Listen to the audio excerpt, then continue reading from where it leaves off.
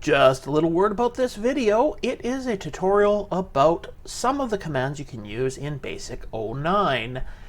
You can watch the video all the way through, but if you're looking for a specific command and how to use it and what it does, you can check out the timestamps in the description and jump right to that part of the video.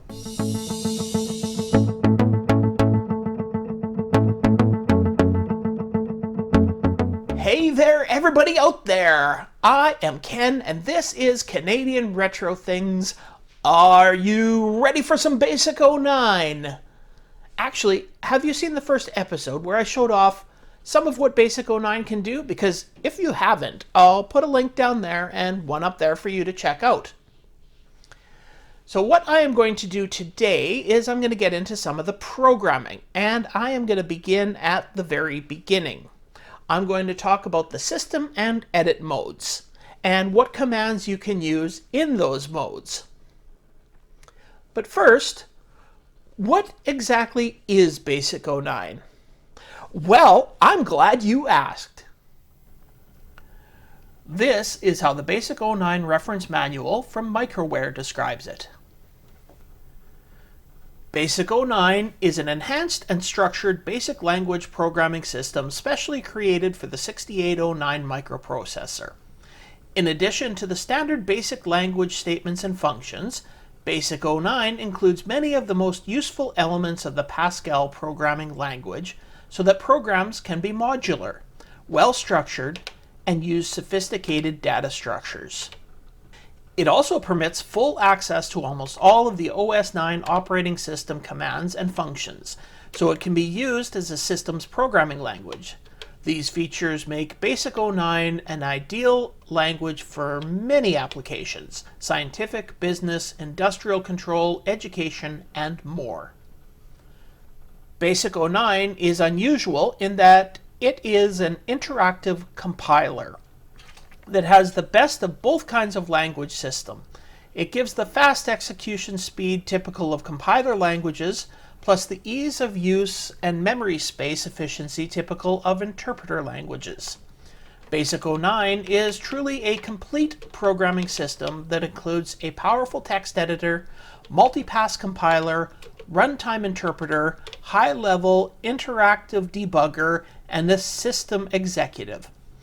Each of these components was carefully integrated so the user sees a friendly, highly interactive programming resource that provides all the tools and helpful extra facilities needed for fast, accurate creation and testing of structured programs. Basic09 was commissioned by Motorola and developed by Microware Systems Corporation. Principal designers of Basic09 were Larry Crane, Robert Duggett, Ken Kaplan, and Terry Ritter. The first release was in February 1980. So the first thing we're going to start out with here is taking a look at the system mode and all of the different things you can do with that. Now, dir is obviously directory, and it is going to be a very used thing while you're programming, so you can see exactly what programs are currently loaded into the Basic09 for you to run.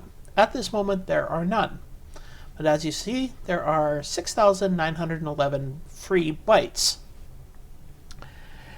When Basic09 loads up, it starts with 8,192 bytes, and about 1,200 are used for internal use. So that might not be enough for what you want to do. There is a simple command for the computer to give you more memory, and that is mem. And then you type in how much more extra memory you want, up to a maximum of 32,000 bytes. And it shows you 31.99. Now, that's not the only way you can increase the memory. If we go into another instance, when you start up Basic09, you type Basic09 hashtag and then how much ever more memory you want, like say 24K. And then when you do a directory on this one, there you go. So those are two ways to increase the amount of available memory you have for your instance of Basic09 that you are currently running. The next two commands I'm going to go over are chd and chx. So that both those commands, they change either the OS9 user data or the execution directory. So the user data is where it's getting its programs from or where it's saving programs to. The execution directory is where it will pack programs. So the execution directory is used to pack or autoload packed modules. So that requires getting into the pack command. So that's PACK. That command causes an extra compiler pass on the procedure specified, which removes names, line numbers, non-executable statements, etc. The result being a smaller and faster procedure, but you can no longer edit or debug that program. That's something that's a little more advanced, so I'm not actually going to go into packing programs in this episode. So we're going to go back to the CHD. So CHX is not one that I'm going to talk about right now, but CHD. So if we look here, so this is the regular directory of my OS9. Now I have a hard drive loaded into drive 1, or the second drive. So I can change the directory here to /D1, which is my hard drive, my extra hard drive, which is always a good thing if you're going to be making programs. Put it on a different hard drive. Then when you get an update to OS9, you don't lose all the work that you've been doing. So here we go with directory, and there's just a few programs that I've been making on here. So I have my directory of files here that I have made myself, and now I can load those from here.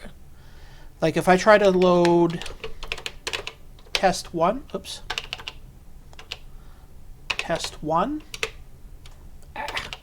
if I could type, there we go, it gives an error. But I could load /D1/test1 and it loads it. Now if I use the chd command, change directory to D1, now I don't have to put in the rest of that. I can just load test2. And there you go. So those two are loaded. So the CHD basically points you at a different place to be saving and loading programs from. The next thing I'm going to show you is the $sign. Now I showed you in the last episode how you could access outside programs in the outside OS9 programs when you're writing a program. Well, this basically does the same thing. That's in essence telling you to run an OS9 program that's not in Basic09. So say I could change the width to 40.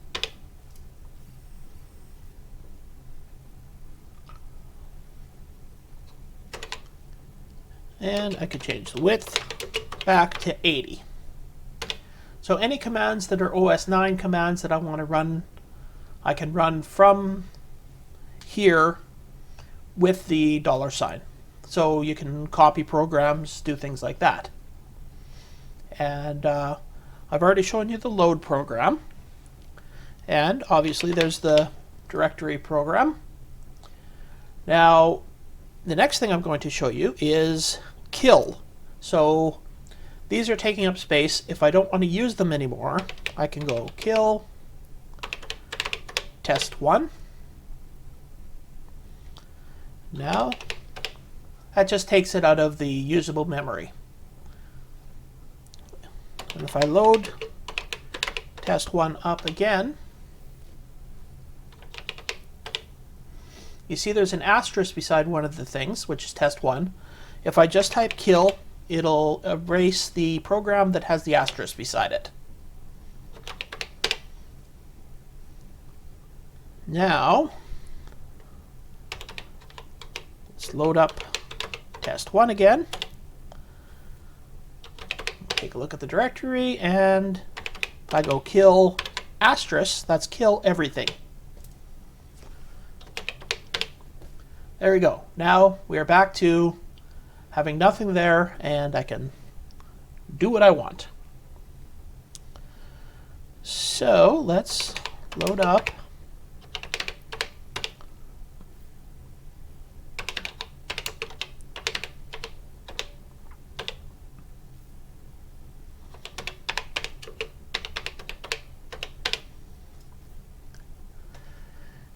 So I've got 3 programs loaded in there now. Now it's very much the same thing with the list command. It'll automatically list the program that has the asterisk beside it.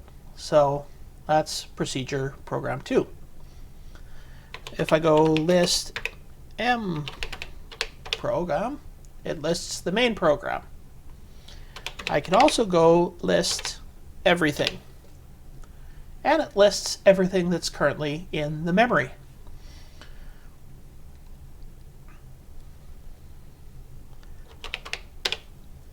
So we currently have the asterisk beside program 2, and if you type run, it will run program 2.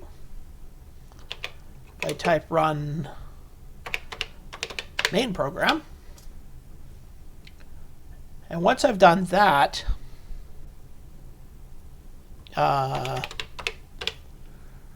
main program is my program with the asterisk beside it, once you start working on that program. So that's an interesting thing with, that's how you use the run statement in here. And if you're looking at the programs there, I've basically done the same thing that I did in the first video, where I just have one program that runs a couple of other programs. So they're all tied together. We have a function to be able to rename something.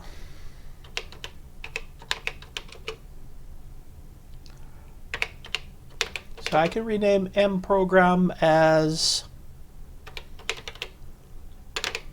other program. Now if I look, there.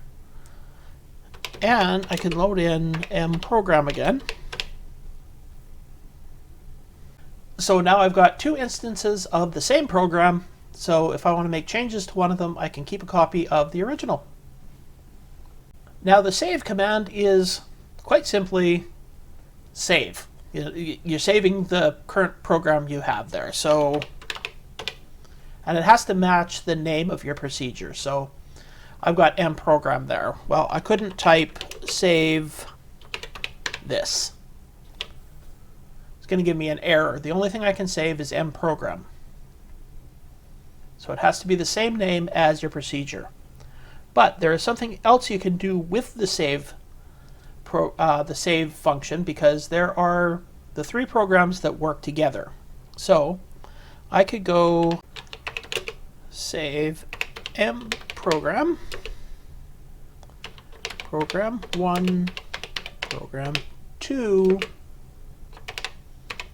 can program. So now if you look, I do a directory here, and now you've got Ken program in there. So if I kill everything, there is nothing. But if I load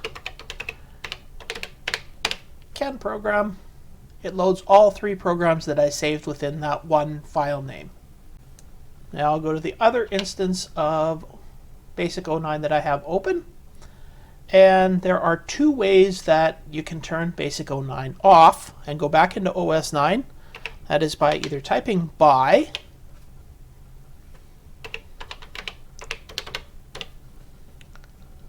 or hitting Control break. And now it's time to start looking at the edit mode. So as I showed before, the edit mode is where you write your programs and where you can edit the programs you've already written. And you simply enter that by hitting E. Now if you hit E without typing in a name, or you type in a name that's not already a program in your directory, then you start writing a new program. But if you want to edit an existing program, you can type mprog. So there. And now I am into the main program that I showed you here. And just hit enter and you actually run through the program till you're out of lines.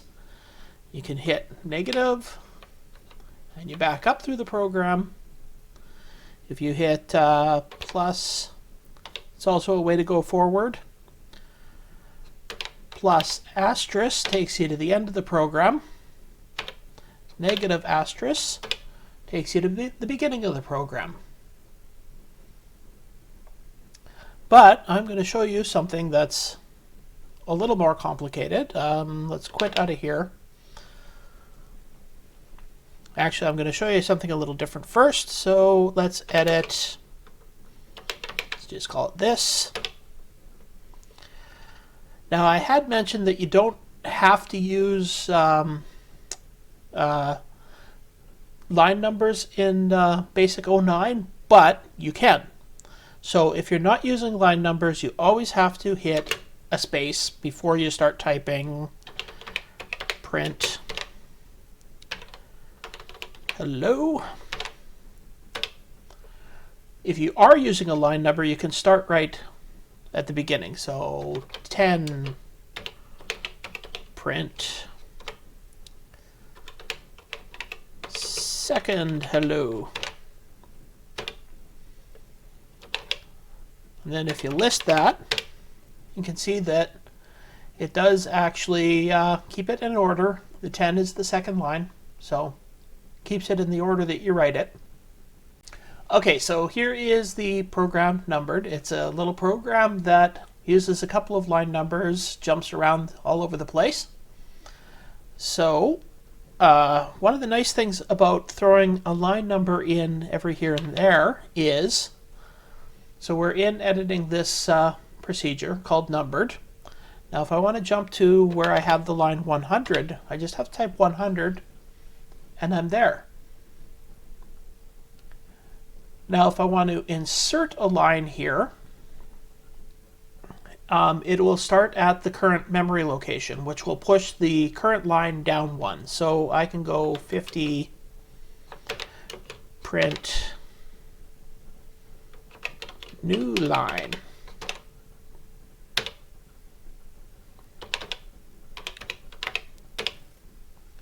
As you can see, it added a line right in there, starting at the 000F, which was the current location that I was at. Now another thing that you can do, so if I go back to that line 50 that I inserted, if I want to get rid of that line, I just simply hit D. Whatever line is showing there. And now it's moved that line 100 back to memory location 000F. And now I have been going out of the edit program to actually list the program that I'm working on. But if you go L asterisk while you're in the edit, it shows you. And your current pointer is at the 000F line, as you can see by the asterisk beside it. So if I actually went back a line, I've just moved the pointer back one line. So, and another interesting thing that you can do dealing with the numbered lines is renumbering lines. So if I go R10, 5, so I'm renumbering all the lines starting at line 10 and increasing the numbers by 5. So now, if you look at the program, it's lines 10, 15, and 20, and the go-tos have changed. from go to 15 and go to 10. And I can change it back with R100, comma 100. And if you just do it with no comma, what it does is it increases by 10 for each line. So that's how you can renumber lines. And another thing that you can do is searching for strings. So S F, oops.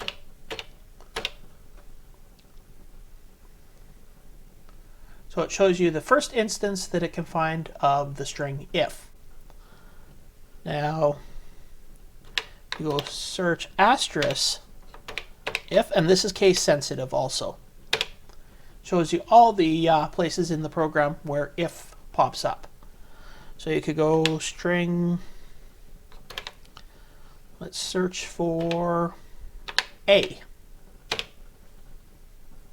So all the lines where there's an A. And then one more thing that I am going to show you here is,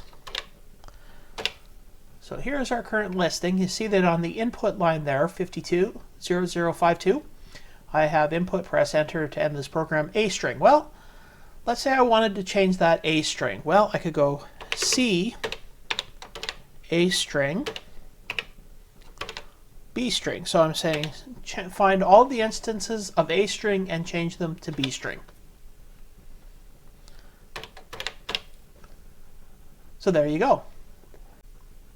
Okay, so now the thing I have to warn you about doing the changing the string, finding things like, so I've got the A is my integer there, and then A equals 1, A equals 2. So if I wanted to change that A, well, okay, so it sounds simple. So change A to Z. And by the way, the searching through the program, it will start at wherever the pointer is and go forward from there. So if your pointer is right at the end of the program, it'll miss all the beginning of the program. But here is the problem you run into. So I've changed A, so now it's become a variable of Z. Z is an integer, Z equals 1. If Z equals 2, blah, da, da, da, da, da, da. But then you look at line 20 there, print the number Z, so it changed all the A's within other, like any instance of A, it changed to Z. So yeah, you got to be careful about doing that. Now when you want to quit, you just hit Q and you're back into the system mode. And that is the commands you can use in the editing mode and the system mode. So thank you for joining me for this tutorial episode. If you enjoyed it, you know what you can do with the liking, the subscribing, and or the commenting below, because anything and everything you do is always greatly appreciated. I will see you next time.